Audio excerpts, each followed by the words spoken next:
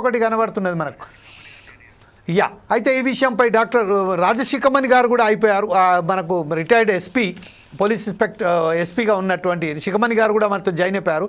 అంటే కేశవ్ గారు ఫస్ట్ ఒకసారి ఈ ఆన్సర్ను చెప్పేసి తర్వాత మనం శిఖమణి గారి దగ్గరికి వెళ్దాం. చెప్పండి sir. Good evening all of you. Yeah, sorry for the late. Yes sir. పాల గురించి అనేది ఎక్కువగా నేనే ఎక్కువ స్పోర్ట్స్ గా పాలు అందరికీ పాలు గురించి అడ్వైజ్ చేస్తుంటాం, ఎక్కువగా తీసుకోవాలని. కానీ అన్ఫార్చునేట్ గా పాల బిజినెస్ తయారైంది. పాలు అన్యాయంగా దాన్ని ఎన్నో చేస్తున్నారు, కల్తీ అనేది. కానీ దానికి ఎక్కడి నుంచి వస్తుంది పాలు, ఏ పాలు అనే దానికి మనకు తెలిసి కూడా కాంపు ఉంటున్నాం. ఆ పాలని కానీ పాలు కానీ మజ్జిగ కానీ దీనివల్లనే మన యొక్క ఆరోగ్యము డెవలప్ కావాలని దాని మీద ఉంటుంది. కానీ ఇది ఏదైతే ముఖ్యమైనది ఉందో, ఈ పాలు సప్లై, అసలు ఎన్ని పాలు మనం సప్లై చేయగలం అనేది కూడా అందరికి హిస్టరీ తెలిసి కూడా మనము అదే పాలని మనము ఎంకరేజ్ చేస్తున్నాము. కొన్ని గవర్నమెంట్ కావచ్చు, కొన్ని మామూలు కావచ్చు. ఆ డేట్లు కూడా వాళ్ళు ఎప్పుడైతే మ్యానుఫ్యాక్చర్ చేస్తున్నారో ఇచ్చే డేట్లు కూడా డార్క్ ప్లేస్ లో ఎక్కడో ఇస్తున్నారు. అంటే పబ్లిక్ కూడా అంటే టైం ఉండదు, ఎన్ని చూసుకొని టైం తీసుకొని ఇది కరెక్ట్ గా డేట్ ఉందా లేదో చూసుకోలేని విధంగా వాళ్ళు ఆ డేట్లు కూడా ప్రొజెక్ట్ చేస్తున్నారు. ఇది మనం జాగ్రత్తగా ఒక్కసారి తరోగా చూసుకొని అటువంటి డైట్, అటువంటి ఏదైతే ముఖ్యమైన డైటో, కొంతమంది డాక్టర్లు ఏమో పాలు తీసుకోకూడదు ఎక్కువగా ఇవన్నీ చెప్తుంటారు. కానీ పాలే most important for children or any sports men. ఇది కానీ ఎటువంటి పాలు అనేది చూడాలి. ఎవరో అమెరికాలో వెల్ సెటిల్డ్ ఎన్ఆర్ఐ వచ్చి ఇప్పుడు మంచి పాలు ఇవ్వడానికి చేస్తున్నాడు.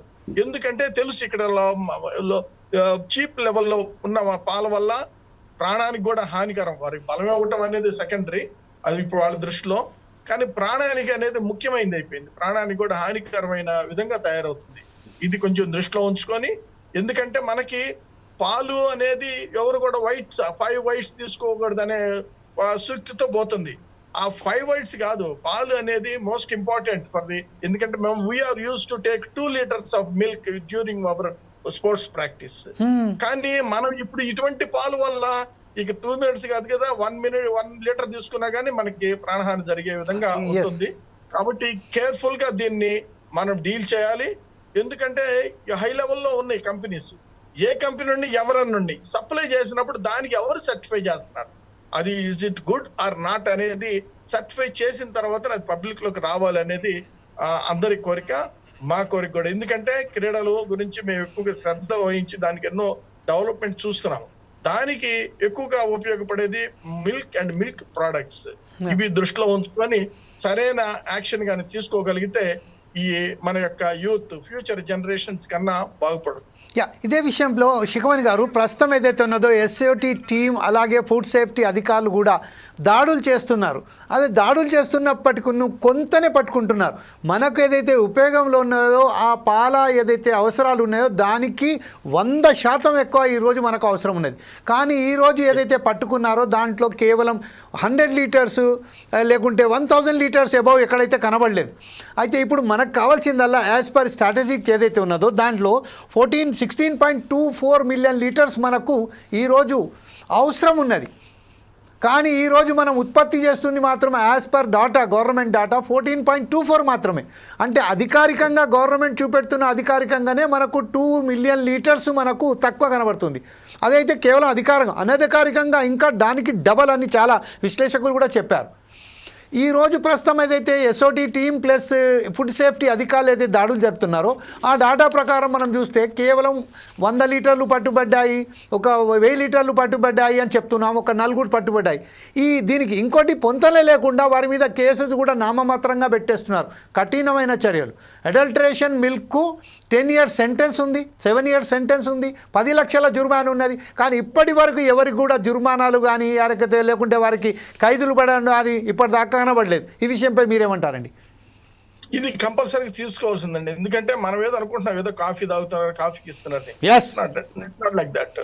స్కూల్స్ జనరేషన్స్ ఎంత యంగ్ జనరేషన్ ఉందో స్కూల్స్ లో కానీ కాలేజీలో కానీ వాళ్ళు తీసుకుంటున్నారు. వాళ్ళ దృష్టిలో ఉంచుకోవాలి మనం. ఎందుకంటే ఫ్యూచర్ జనరేషన్ వాళ్ళే, ఫ్యూచర్ స్పోర్ట్స్ మెన్ వాళ్ళే, ఫ్యూచర్ దేనికైనా పనికిచ్చేది వాళ్ళు. వాళ్ళని మనం దృష్టిలో ఉంచుకొని ఈ యొక్క ప్రోడక్ట్ ఎక్కడైతే దొరికిందో, ఎవరైతే తీసుకున్నారో, సప్లై చేస్తున్నారో వాళ్ళ మీద మీరు చెప్పిన విధంగా అదే పోలీసులు కానీ, ఎక్సైజ్ ఎనీ ఫుడ్ ఇన్స్పెక్టర్స్ కానీ షుడ్ టేక్ యాక్షన్. తీసుకున్న తర్వాత వాళ్ళకి ఫ్యూచర్ లో వాళ్ళ పాల సప్లై చేయకూడదు. ఎందుకంటే పాలు డ్రింక్స్ ఏదో ఆల్కహాల్ చేశారు, దాని మీద రైడ్ చేశారు, ఇవన్నీ తగ్గి చెప్తుంటారు. కానీ వాటన్నిటికీ కూడా మోస్ట్ ఇంపార్టెంట్ ఫర్ జనరేషన్స్ కి కానీ పబ్లిక్ కానీ ఈ మిల్క్ అనేది మోస్ట్ ఇంపార్టెంట్. దీన్ని మనము రిస్ట్రిక్ట్ చేయాలి. ఎవరైతే ఫ్రాడ్ చేస్తున్నారో వాళ్ళ మీద యాక్షన్ తీసుకోవాలి, irrespective of any companies or any one. Even our government companies ను కూడా ఎవరైతే సపోర్ట్ చేస్తున్నారో వాళ్ళు కూడా చూసుకోవాలి. ఇఫ్ గవర్నమెంట్ సప్లై చేస్తుందంటే ఇక గవర్నమెంటే సప్లై చేయాలి మొత్తానికి. ఆ విధంగా చేయాలి. అదన్నా మనకు ఉపయోగపడుతుంది. మనకు ఉపయోగపడే విధంగా దీన్ని ఇమ్మీడియట్ యాక్షన్ తోటి ఒక మంచి ఒక మార్గం తీసుకుంటే తప్ప ఇవి మనకి పబ్లిక్ కి ఉపయోగపడవు. శిఖమణి గారు, ఇంకొక విషయం ఏంటంటే, ఇప్పుడు ప్రస్తుతం చూసినట్టయితే పెద్ద పెద్ద రాజకీయ నాయకుల ప్రమేయంతోనే ఈ డైరీ ఫారంలు నడుస్తున్నాయి.